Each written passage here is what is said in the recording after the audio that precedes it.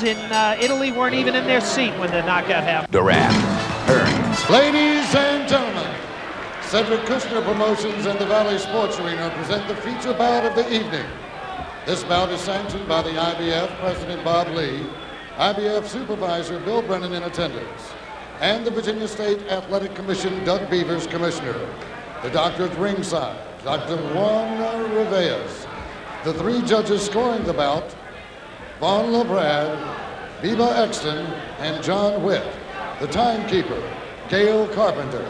Working his 28th title fight as referee, Al Rothenberg. And now, from Roanoke, Virginia, the Valley of the Man-Made Star. Ladies and gentlemen, this is your main event. 12 rounds of boxing for the IBF Cruiserweight Championship of the world. Introducing first in the blue corner, the challenger, weighing in at 185 3/4 pounds, from Cleveland, Ohio, with a pro record of 21 wins, 10 by knockout, 3 losses, and 1 draw. Ranked number 10 in the world. Ladies and gentlemen, the challenger, Donnell Wingfield.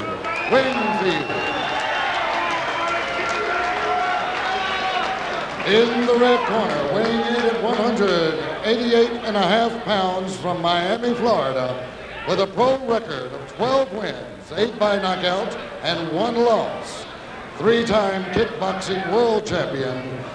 Ladies and gentlemen, the IBF Cruiserweight Champion of the world, James Waring.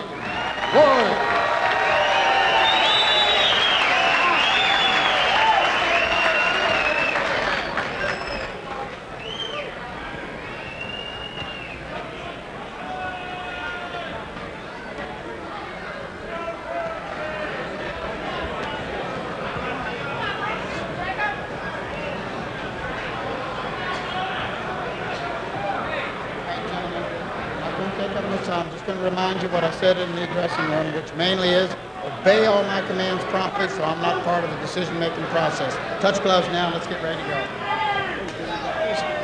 His 28th championship fight, Al Rothenberg, our referee, short with the instructions he gives him normally in the, quite obviously, dressing room before this got started. And as James Waring gets ready to go, a fighter that comes in with a record that he hopes will hold up here tonight. Only 13 fights, 12 victories, and only a single loss.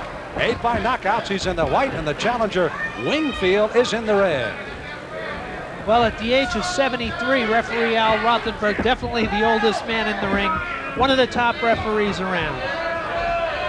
It will be interesting to see who will set the tempo of the fight. Of course, Waring, with that 24-second knockout in the first round, didn't have to set much of a tempo against James Pritchard to win the title in September in Italy. But Wingfield wants to come out a very quiet, confident man from Cleveland, Ohio. Twice as many fights as Waring as they come into this fight tonight. And Wingfield had a 16-bout winning streak when he first turned pro. Was knocked out by Frank Mitten, won 4 in a row, then got stopped by Kemper Morton. So he's been a hot and cold guy, but he's got to be very, very cautious here in the first 3 rounds. Again, that's when the former kickboxing champ Waring has scored all 8 of his knockouts. Waring, as we pointed out, a 3-time champion in the kickbox, and I know you had quite a conversation, as did I, on his transition from kickboxing in to traditional boxing. He said it wasn't that difficult. Well, you know, he says he's not tempted to use his feet. Really, the reason he switched is because of economics. He found that being a world kickboxing champion wasn't paying as well as professional conventional boxing could. So now he's cashed in, he's a world champion, and here's his first title defense. Quite an athlete, former college football star at Eastern Illinois. Had a brief trial with the National Football League Raiders, but was cut. So definitely an all-around agile athlete is James Waring. Born in South Miami, reared in Richland Hills of that city, where he still resides. His wife Jean at ringside. They have 5 children, and the champion right now being stalked around the ring by Donnell Wingfield. who has carried himself quite nicely through round one on the feeling out process here of this world title fight. Well, Wingfield's being cautious, and well, he should. Big left hand glanced off the shoulder and then the side of the face of the champion. There's that looping right hand, so Wingfield has shown a left and a right with pretty good power behind both. Well, you notice how Wingfield now, he'll cross his arms. That's the old Archie Moore defense, offensive pose, also well known by Ken Norton, the former heavyweight champion, who also had that crossed arm style. And early on, Mike Tyson had a similar thing. Well, in the the Cruiserweight Championship fight, they fought through the first round. We'll head for round two in just a moment. Round two, the IBF World Cruiserweight Championship underway in Roanoke, Virginia. Sam Smith, along with Michael Marley, greeting you tonight. As we move to round two, Wingfield, the challenger in the red, wearing the champion in the white. How about the first round there, Michael? Unofficial in your card. How'd you score it? Sorry, Sam. I gave the first round to Wingfield. And probably rightly so, because he was the man that really kind of took the fight to Waring, and Waring was not able to counter that well, I thought. Well, if Wingfield was cautious, Waring was even more cautious. They have both apparently thrown a little caution to the wind as we start round two. Al Rothenberg, you will understand before this fight is over, is a referee in command. And he will let the fighters know that throughout this fight. Now that's Wingfield's making a mistake to jump ahead with his punches, with his hands down. If he does that, he'll get caught and tagged by the powerful Waring. But right now, he's picking off Waring's jab, so has to frustrate Waring a little. They're both still in the feeling out process, Sam. Their amateur boxing careers do not parallel each other at all. Of course, we mentioned a three-time world kickbox champion is Waring, but very limited pro boxing or amateur boxing. On the other side, a 47-3 sparkling amateur record by Wingfield, and a fighter that has carried it on nicely with his 21-3-1 record here as a pro. Both weighing just under the 190 limit for the cruiserweights, 188.5 for Waring, the champion. Wingfield at 185 3/4. Not much changes here in round two, I don't think, Michael.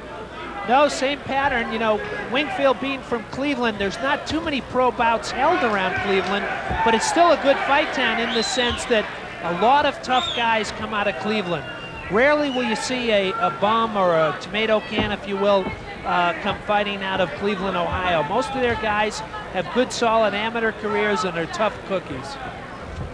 This will be a very interesting scoring night if indeed we should go the full 12 rounds with the tempo of the fight right now, with Waring not the aggressor, but Wingfield the man that's carrying the fight. I'm surprised Waring's not doing more jabbing, but then again, Wingfield with that crossed arm defense has picked off his jabs. You can see the definite height advantage. It is not as dramatic as we thought it might be in the ring. 6'3.5" for the champion, right at about 5'11.5", 6 feet for Wingfield, but there is a 3.5-inch advantage for the champion Waring. But Wingfield looks to be equally muscular in the upper, especially in the upper body, maybe more muscular. A lot at stake here, Sam, beyond the title. The winner of this fight is projected to fight Thomas Hearns, or the man Hearns defeated for the WBA light heavyweight title, and that is Virgil Hill. This is round number 3 as we get ready to head for a 12-round schedule tonight. The IBF Cruiserweight Championship, and the champion Waring almost slips and falls here as we start the round. By the way, we are scheduled for 12, the 10-point must system being used here in the scoring of this IBF fight.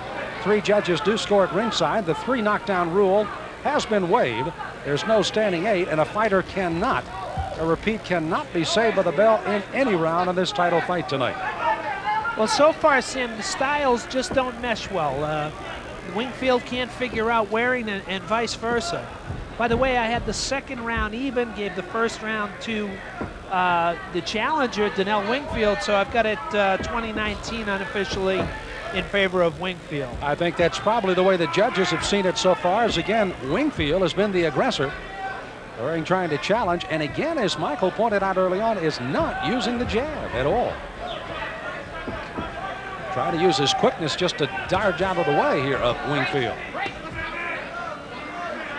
Well, I wonder if Waring's been deceived by Wingfield's standing, because Wingfield is only the number 10 rated contender in the IBF, and maybe Waring's a little overconfident, a little too cocky. It can happen. The cruiserweights exchange right and left combinations, wily as they may be. By the way, this 185 3/4 for Wingfield is very comfortable. He walks around about 192 and was having to work so hard to get down to the weight that he wanted to fight at, the light heavyweight, so he just decided to stay where he is and feels very comfortable at this weight. He's a true cruiserweight. You look at the long, lanky body of the champion Waring, he looks more like a puffed up light heavyweight. Tell you what, Wingfield is taking solace in the fact here in this third round that he is able to hit that looping left and right hand. Well, he has Waring on the run and on the defensive. And Waring's supposed to be the bigger puncher. 24 seconds it took him to win the title. He said if he'd known it was going to be that short, he wouldn't have got so nervous. He knocked out James Pritchard to win the title in Italy in September. The shortest title fight in the history. By the way, the previous short fight was 40 seconds. Lloyd Hannigan knocking out Gene Hatcher for the title. 40 seconds, first round. Well, Waring's a newly crowned champion, Sam, but he's also a late bloomer, got a late start in boxing, and he will very soon, in a matter of days, turn 33. So 33 is old for professional boxing. Keeps himself in great shape, but right now he's in a little trouble from the challenger here at the end of round 3. Round 4, Roanoke, Virginia. Sam Smith along with Michael Marley from the New York Post as we greet you at ringside here at the Valley Sports Arena. This is the IBF World Cruiserweight Championship. James Waring, the champion, however, from Miami, Florida, may be in a little trouble at the moment. Donnell Wingfield from Cleveland, Ohio, has been able to score and score well through 3 rounds. And he has done it by backing up the champion throughout the first 3 rounds. Clearly, Waring wants to step in and tag him with some solid shots, but he's having trouble finding the punching room. It's getting a little rough on the inside, Sam. End of round 3, referee Al Rothenberg warned Waring for using his head. They're starting to play rough on the inside. By the way, James Waring, the champion, is a movie star of sorts. He appeared in 2 movies in '87. It was called The Opponent. And in 1990, he appeared in a movie called Blood Fist 2. His wife, Jean, and James Waring have 5 lovely children, averaging from 14 down to only 5 months back in Miami. Gene is here at ringside. Now there's 2 solid shots by Waring, but Wingfield comes back. Waring, you see, he's starting to get some punches in, and then using that quickness and speed to get away from a somewhat prodding Wingfield.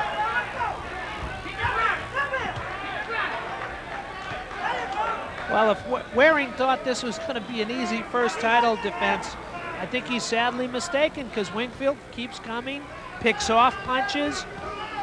Really, I'm more impressed by Wingfield's defense so far than his offense, but at least he has both. And again, he does have the edge in both amateur and professional experience. Champion Waring having 2 of his weapons taken away from his 3 previous titles he won before winning the IBF crown. That, of course, in kickboxing, he no longer can use the roundhouse or the side kick or the front kick as used in kickboxing. We saw some of that in recent Riddick Bowe Elijah Tillery debacle.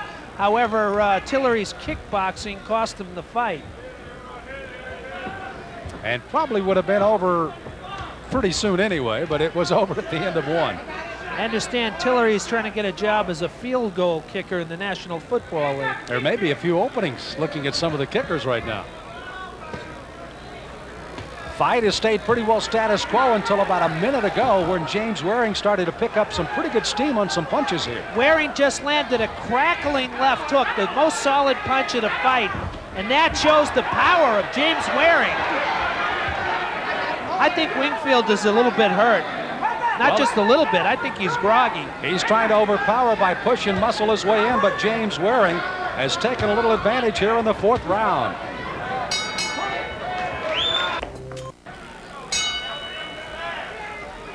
Round number 5, scheduled for 12. The IBF World Cruiserweight title on the line. On the left, the champion, James Waring.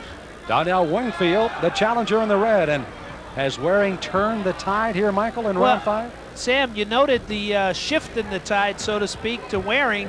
And I gave the last round to Waring. I've got Wingfield up by 1 point now, 39-38 through 4 rounds. They are scheduled for 12, and of course 3 judges at ringside will do the scoring. Robert Exton from Richmond, also Van de Praat from Richmond, and John Witt, who has refereed some of the preliminary fights here, also from Richmond. Those are the 3 judges scoring. Bill Brennan, the ageless one from Warsaw, Virginia, is of course the IBF supervisor in attendance tonight. And the referee, 28 title fight, Al Rothenberg. And Wingfield, an accumulation of punches, finally in one to the breadbasket. And then one to the right eye has put him down, and he may not recover. Not only is he down, he's also cut, bleeding from under the left eye. That's it. And it's over. James Waring has not only shown his fist, but now showing his kickboxing talents as well. And his wife, Jean Waring, celebrates at ringside as Waring defends his title. The knockout comes in the 5th round, and it is a knockout. As the challenger Wingfield got up on his feet at the count of 9, maybe 10, we'll check for sure. And there is the right uppercut. Wingfield's in trouble and goes down, but it was a right uppercut, the punch that finally brought him down. Another look, and there it is right there. Dug that uppercut to the body, and then it just slid right up under the chin. Rothenberg motions Waring to the neutral corner, and the count starts and it ends in the 5th round. What a good one for James Waring out of Miami, Florida. He successfully defends his IBF Cruiserweight Championship, and promoter Cedric Kushner looking on with a great deal of interest because he knows that somewhere along the way that it could be Thomas Hearns waiting in the wings for this man, James Waring. Wouldn't that be some kind of fight between Hearns and Waring? Waring starting slowly in rounds 1 and 2. On our unofficial card, he lost the first, an even 2nd round, and lost the 3rd. He turned the tide about 2 minutes into the 4th round, started to get his crisp punches in, and then finished off the challenger Wingfield here in the 5th round with the TKO win and a retention of his crown, the IBF Cruiserweight champion from Miami. An All-American high school and college football player. The happiness shown on the face of Mr. Kushner along with Waring. He went on to Eastern Illinois, a Division II national title for that club, catching 14 touchdown passes in the championship year. Drafted by the Oakland Raiders as a wide receiver, waived by them, and the rest is history in kickboxing and now in boxing. And a disappointed Wingfield came in here confidently, thinking he could do something against Waring, and he did for a while, but not to the 5th. Let's get the time of the TKO.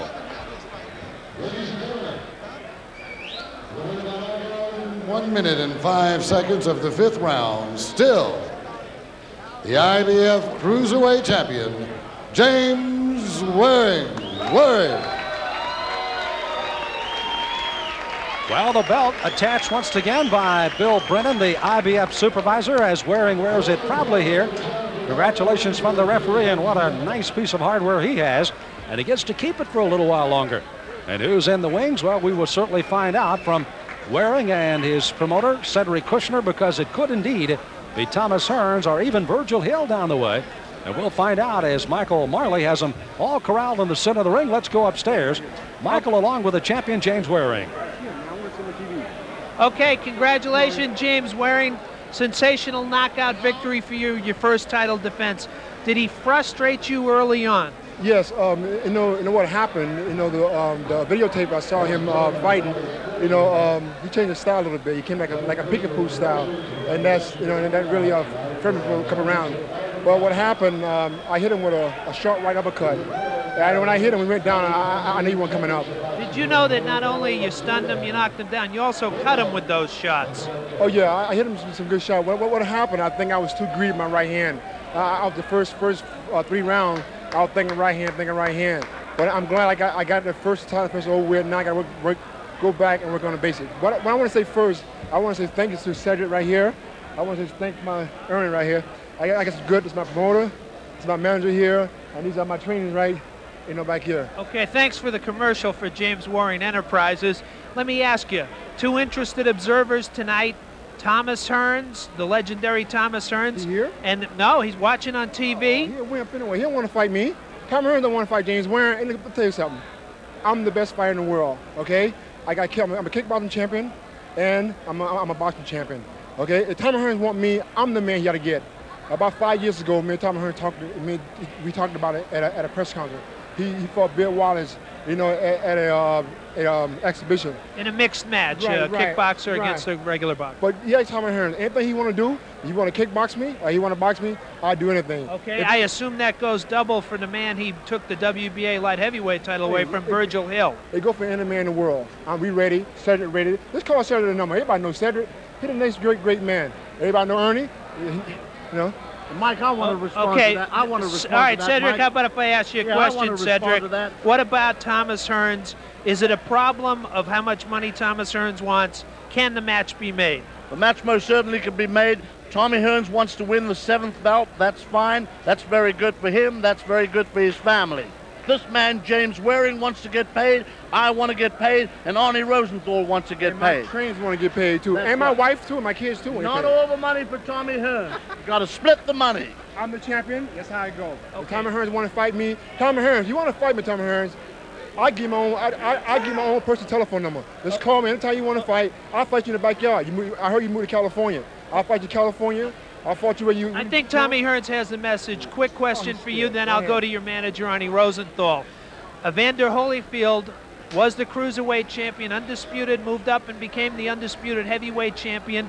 You're a tall guy. Do you think you could put on the additional 10 pounds or so? And do you ever see yourself as a heavyweight? One day at a time. I could do it, but it's up to my manager and my promoter. Okay. I leave it to them. Okay, Arnie, what about it? The big money is in the heavyweight division. Can you picture your man as a heavyweight? Well, absolutely. James is 6'4". You know, so the room to move up is there, but I'd like to do it correctly. I'd like to take a page from Evander's book and do it the right way. Put on weight properly, move up slowly, and defend the cruiserweight title. Maybe even unify it. Okay. And meet Tommy Hearns. Okay, when you'll be reasonable, you'll leave a little money for Thomas Hearns. Can the match be made, or is it just a problematic situation? The match can definitely be made, and you know, I leave it to the pros. That's Cedric's department. He'll make the numbers work. I think Tommy Hearns scared. I think Tommy Hearns want to do. Tommy Hearns, you know, for real, he's an old fighter. He wants to, you know, he wants to stay. You're the same age. Did you know that? Hey, I'm young and I'm pretty. I'm good looking. Look 33. Yeah, come on. I'll be 34 November 26th. Tommy Hearns want me? Get me. I'm here, Tommy Hearns. Don't run from me. Okay, congratulations. You heard it from the cruiserweight champion, James Waring. Maybe the only professional boxer who's inflated his age, making himself older than he actually is. I think he's winking at me. I think he's actually 23 years old. You look like you were 22 tonight. Congratulations. Back to Sam at ringside. Thank you very much. And of course, it has been a night for the champion James Waring as he successfully defends his IBF World Cruiserweight Championship. And he comes up with a TKO in his 5th round over Donnell Wingfield. Well, it was a night that Waring will long remember. He has another fight up ahead. Could it be Thomas Hearns? Michael, I'll talk about that, and we return in a moment. Durant. Roanoke, Virginia, as the champion James Waring